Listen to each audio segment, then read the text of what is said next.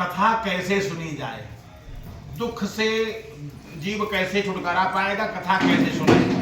और दूसरा अध्याय किसने सुना, ये कथा नहीं है। ये भी जैसे लोग तो पूछते हैं कथा कौन है, कथा तो कथा आपने भी एक बार सुना था, कथा वही कथा है पूरी भागवत। भागवत वो है सत्यदेव भगवान की कथा, और ये है कथा सुनने जिन जिन लोगों ने कथा सुना, ये उनका वृत्तांत है और ये है महात्म्य है। अब आगे कथा पहले अध्याय में हो गया कथा कैसे सुने, कब सुने, और दूसरे अध्याय में किसने सुना। एक काशीपुर नामक नगर है, उसमें बड़ा गरीब ब्राह्मण रहता है। गरीबी से जब तंग आ गया तो भीख मांगने लगा। अब ब्राह्मण, क्षत्रिय, वैश्य, शूद्र, इन वर्णों में भिखारी की कौन जात है? भिखारी कोई जात नहीं होती है, भिखारी की कोई जात नहीं। तो कहा भिखारी होता कौन? कहा आरत काहन करे कुकर्मु, अमांगो भीख त्याग निज धर्मु। जीव जब दुखी होता है, गरीबी आ जाती है, तो गरीबी में भीख मांगने लगता है। ब्राह्मण देवता जब गरीब हो गए, गरीबी आ गई, दुखों ने घेर लिया, तो बेचारे भीख मांगने लगे और प्रतिदिन भीख मांगते हैं। एक दिन की बात, भगवान ने सोचा चलो ब्राह्मण देवता से मिला जाए। भगवान आए, बढ़िया एक साधु का वेश बना करके भगवान आए। इधर से पंडित जी भीख मांगने जा रहे थे। इतने में हुआ क्या, मुलाकात जैसे हुई और सीताराम हुआ, राम जोहारी हुई। और महाराज आप कौन हो, कहाँ रहते हो, क्या काम करते हो? जैसे इतना कहा आप कौन हो, क्या काम करते हो। अब देखो वाणी को कितना सुसंयमित है ब्राह्मण। जो कोई व्यक्ति विद्वान हो, ब्राह्मण हो, उसको चाहिए अपनी वाणी पर नियंत्रण रखे, हर व्यक्ति को चाहिए।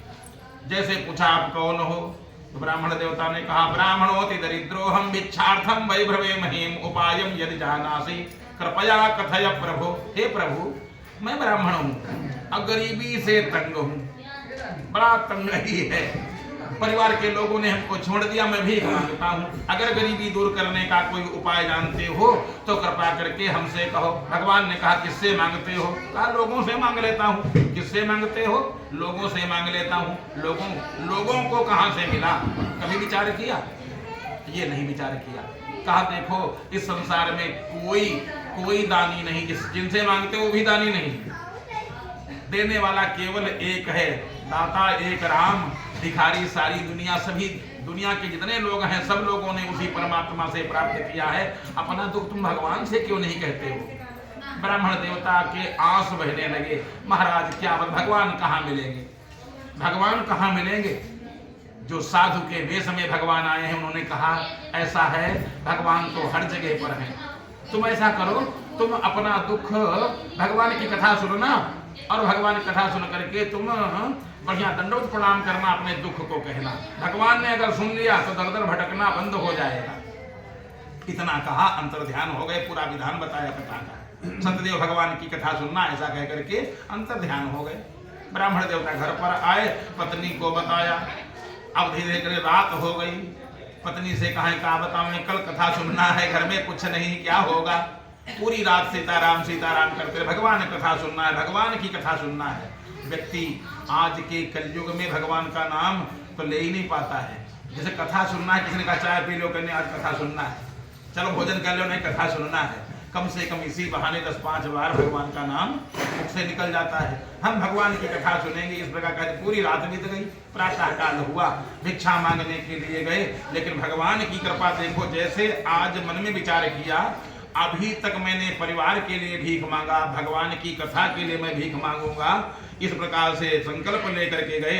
तेनैव बंधुवेशार्थं हुआ क्या, तस्मिन्नेव दिने विप्रः प्रचुरम द्रव्यमात्मवान्। भगवान का नाम जुड़ गया, भीख मांगने गए, काफी मात्रा में धन मिला, पैसा मिला और अन्न अनाज मिला। जो पैसा मिला उससे बढ़िया सुंदर सुपारी, लौंग, इलायची, पान का पत्ता, केले के फल, गेहूं का आटा, शक्कर, सब पूरा जो है दूध, दही, घी सब खरीद करके घर पर ले गए और आचार्य को, विद्वान को बुलाया और भगवान की कथा सुना। भगवान की जब कथा सुन लिया, भगवान ने इनके पूरे परिवार की बुद्धि बढ़िया सुंदर शुद्ध कर दिया। बालक लोग जो खाली खाते थे, घूमते थे, सब कमाने लगे। वही पंडित जी जो गरीब थे, पूरे गांव में बभूव स श्रेष्ठो व्रतस्यास्य प्रभावतः, व्रत के प्रभाव से पूरे गांव में सबसे बड़े आदमी बन गए। और जब धन आ गया, कुछ लोग ऐसे भी होते धन आ गया तो एकदम पागल हो जाते हैं, और कुछ लोग ऐसे हैं धन आ गया तो भगवान को तब और ज्यादा मानने लगते हैं और विनम्र हो जाते हैं। ब्राह्मण देवता ने कहा भगवान ने मेरी सुन लिया। तथा प्रभूति कालम च मासी मासी व्रतम कृतम, हर महीने भगवान कथा सुनने लगे, बढ़िया सुंदर कथा सुनते और कथा सुन करके बढ़िया भगवान को दंडवत प्रणाम करते। जब तक जीवित रहे तब तक शुभ होगा, बढ़िया पूरा परिवार सुंदर बढ़िया बना रहा। इस प्रकार से अंत में सर्व पाप विनिर्मुक्तो दुर्लभम मोक्षमात्मान, सभी पापों से छुटकारा प्राप्त करके और दुर्लभ मोक्ष भी प्राप्त हो गया। इस कथा को कोई संसार में सुने उसका मनोरथ पूर्ण हो जाता है, इसमें संशय नहीं है। 88,000 ऋषियों ने सूत जी से पूछा महाराज उन पंडित जी के बाद फिर किसने इस कथा को सुना, मैं जानना चाहता हूँ। कहा एक बार की बात है, ब्राह्मण देवता कथा सुन रहे थे, इतने में एक लकड़ी बेचने वाला वही काठम संस्थापे विप्रस्य गृह मायऊ, लकड़ी बेचने वाला निकला, लकड़ी का वो दरवाजे पर रखा, घर के अंदर पहुंचा, देखा भगवान की पूजा हो रही। कौन भगवान ये नहीं जानता, गया प्रणाम किया, बैठ गया, कथा हो रही थी, कथा संपन्न हो गई, आरती हुई, प्रसाद वितरित हुआ, प्रसाद लिया, लोग तो चले गए।